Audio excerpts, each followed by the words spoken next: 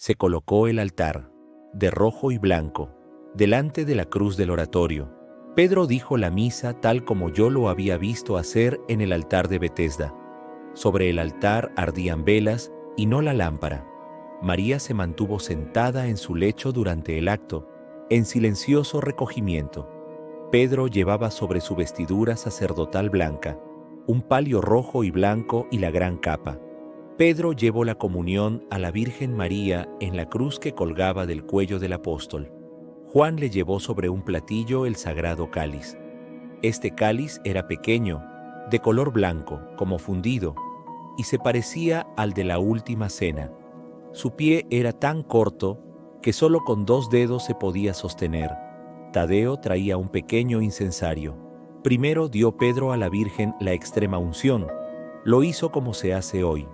Luego le dio la Santa Comunión, que María recibió derecha, sobre su lecho, sin apoyarse. Después se recostó y tras la breve oración de los apóstoles recibió el cáliz de manos de Juan, erguida un tanto sobre su lecho, aunque no tanto como cuando recibió la comunión bajo la especie de pan. Después de la comunión ya no habló María. Tenía vuelto hacia arriba su rostro, hermoso y fresco, como en su juventud. Yo no veía el techo de su habitación, la lámpara colgaba en el aire, una senda de luz se dibujó desde María hacia la Jerusalén celestial y hasta el trono de la Santísima Trinidad. A ambos lados de esta senda luminosa había caras de innumerables ángeles. María levantó sus brazos hacia la celeste Jerusalén, y el cuerpo se levantó tan alto sobre el lecho que yo veía perfectamente todo lo que había debajo. Parecía que salía de ese cuerpo una figura resplandeciente que extendía sus brazos hacia lo alto. Los 2 coros de ángeles cerraron por debajo ese nimbo de luz y subieron en pos del alma de María, separada de su cuerpo, que se inclinó suavemente, con los brazos cruzados sobre el pecho, en la cama desde la cual se efectuó su caprichoso tránsito. Muchas almas de santos, entre las cuales reconocía varias, vinieron a su encuentro. Allí estaban José, Ana, Joaquín, Juan el Bautista, Zacarías e Isabel. María se elevó entre estas almas hasta el encuentro de su divino Hijo, cuyas llagas brillaban más que la luz, envolviéndolo todo. Jesús recibió a su madre y le entregó el cetro, señalando el universo a su alrededor. En el mismo momento he visto algo que mucho me consoló. Salían muchas almas del purgatorio en dirección al cielo. Tengo la seguridad de que cada año, en el día de su Asunción, muchas almas devotas de María reciben la liberación de sus penas y suben al cielo. En cuanto a la hora del tránsito de María, se me indicó que era la hora 9, en la cual murió también su divino Hijo.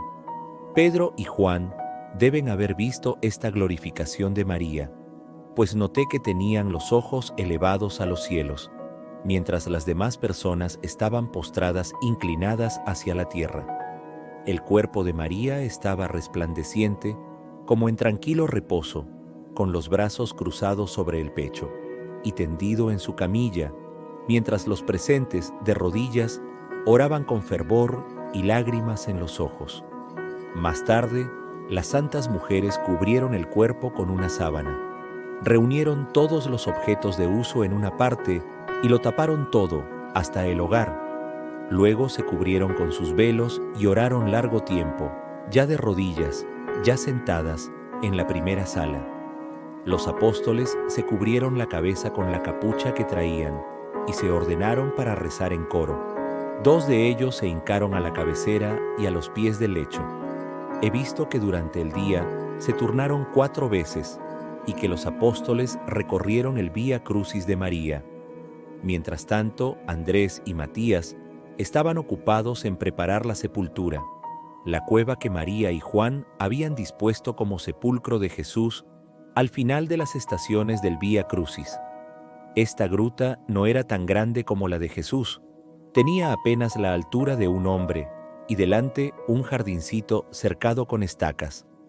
Un sendero llevaba hacia la gruta donde había una piedra ahuecada para recibir el cuerpo, con una pequeña elevación donde descansaría la cabeza.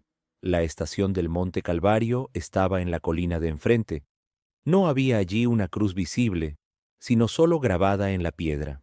Andrés, especialmente, trabajó mucho en esta obra y colocó una puerta delante del sepulcro. El sagrado cuerpo fue preparado por las santas mujeres para la sepultura. Entre estas mujeres recuerdo a una hija de Verónica y a la madre de Juan Marcos. Trajeron hierbas olorosas y esencias, y procedieron al embalsamamiento de acuerdo con la costumbre de los judíos. Cerraron las puertas y se servían de luces en su trabajo. Cerraron también el tabique de división de la cámara de María y despejaron esa división para tener más espacio. Los tabiques y esteras que dividían el lecho de María fueron quitados por la criada, como también el armario de los vestidos. Solo quedó el altar delante del crucifijo de la Virgen, en el oratorio, y así todo ese espacio quedó convertido en una iglesia, donde los apóstoles podían rezar y celebrar los divinos oficios. Mientras las santas mujeres preparaban el sagrado cuerpo para la sepultura, los apóstoles oraban en coro. El sagrado cuerpo de María fue colocado con su vestidura en un canasto, hecho según la forma del cuerpo, de tal modo que éste sobresalía del cajón. El cuerpo era blanco, luminoso, tan liviano y espiritualizado que se levantaba con toda facilidad. El rostro era fresco, rosado y juvenil.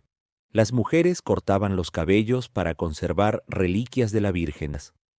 Antes de que pusieran sobre el cuerpo revestido de blanco otras telas blancas para envolverlo todo, San Pedro celebró delante del sagrado cuerpo la Santa Misa, y Pedro ungió todavía, en forma de cruz y aceite, y la frente, las manos y los pies del sagrado cuerpo, y luego las santas mujeres lo envolvieron todo con sábanas blancas. Sobre la cabeza pusieron una corona de flores blancas, rojas y azul celestes, como símbolo de su virginidad. Sobre el rostro pusieron un género transparente, de modo que se pudiera ver la cara. Los brazos estaban cruzados sobre el pecho, y los pies, rodeados de hierbas olorosas, cubiertos con un género transparente. Así preparado el sagrado cuerpo, fue puesto finalmente en un cajón de madera blanca, con una tapa que por arriba, por el medio y por debajo se podía sujetar al cajón. Este cajón se colocó sobre unas andas. Todo se hizo con cierta solemnidad y emoción tranquila. El duelo también fue con mayor exterioridad y muestras de dolor que en la sepultura de Jesús, donde hubo mezcla de miedo y de apresuramiento por causa de los enemigos. Para llevar el sagrado cuerpo hasta la gruta, como a media hora de camino, procedieron de este modo. Pedro y Juan levantaron el cuerpo de sobre las andas y lo llevaron hasta la puerta de la casa. Allí, puesto de nuevo sobre las andas, lo cargaron en...